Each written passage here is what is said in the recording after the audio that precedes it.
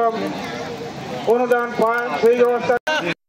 ময়মনসিংহের ভালুকায় 11 অক্টোবর শনিবার বিকেলে বিএনপির ভারপ্রাপ্ত চেয়ারম্যান দেশনায়ক তারেক রহমানের নির্দেশে অসহায় গরিব দুঃখী মানুষের পাশে দাঁড়িয়েছে ভালুকা উপজেলা বিএনপি। এ উপলক্ষে উপজেলা বিএনপির ভারপ্রাপ্ত আহ্বায়ক মোহাম্মদ মোর্শেদ আলমের পক্ষ থেকে উপজেলার প্রতিটি ইউনিয়নে ভালুকা পৌরসভার সকল ওয়ার্ডে শাড়ি লুঙ্গি বিতরণ কার্যক্রম শুরু হয়েছে। অনুষ্ঠানে সভাপতিত্ব করেন ভালুকা পৌর বিএনপির আহ্বায়ক আলহাজ হাতেম খান। প্রধান অতিথি হিসেবে উপস্থিত থেকে উপহার সামগ্রী বিতরণ করেন উপজেলা বিএনপির ভারপ্রাপ্ত আহ্বায়ক মোহাম্মদ মোর্শেদ আলম।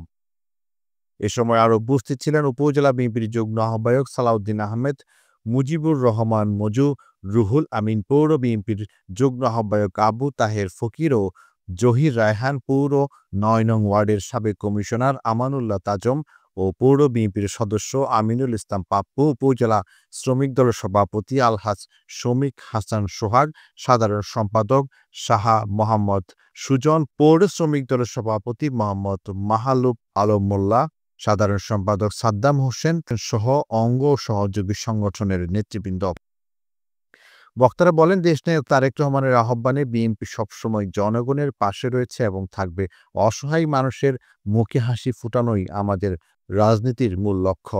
মানবিক উদ্যোগের এই কার্যক্রমের মাধ্যমে স্থানীয় জনগণের মধ্যে আনন্দ, কৃতজ্ঞতা আবহ সৃষ্টি হয়।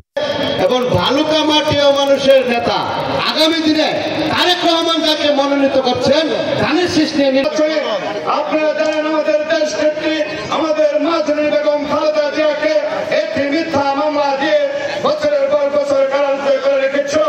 আজকে আমাদের জননন্দিত জননেতা আপনাদের আস্থার প্রতীক আস্থা ভজন প্রিয় নেতা গণ মানুষের নেতা ধানের শীষ প্রতীক দিয়ে আপনাদের মাঝে আসবে। আপনারা সকলেই ধানের শীষ প্রতীকে বুঝতে মোর্শেদ আলম সাহেবকে একটু উপহার দেবেন।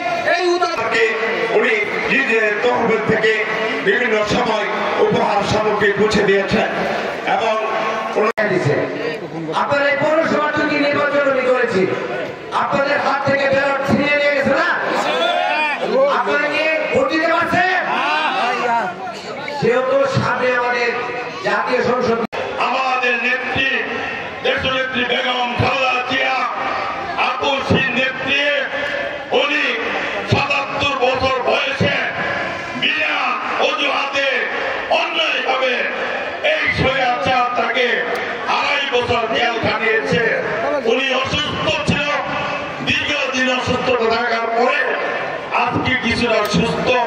উনার সুস্থতার জন্য আপনারা দোয়া করবেন এবং আমাদের নেতা তারেক রহমান দ্রুত সময়ের মধ্যে আগামী নভেম্বর মাসের মধ্যেই উনি বাংলাদেশের মাটিতে আবার ফিরে আসবেন। সেই দোয়া চেয়ে ধানের শীষ প্রতীকে ভোট দিয়ে তারেক রহমান এবং বেগম খালেদাকে হাতকে শক্তিশালী করার জন্য আপনাদের সবার কাছে মোহাম্মদ আনিস মালের পাঠানো তথ্য ভিডিও চিত্রে PIB ৭১ টিভি।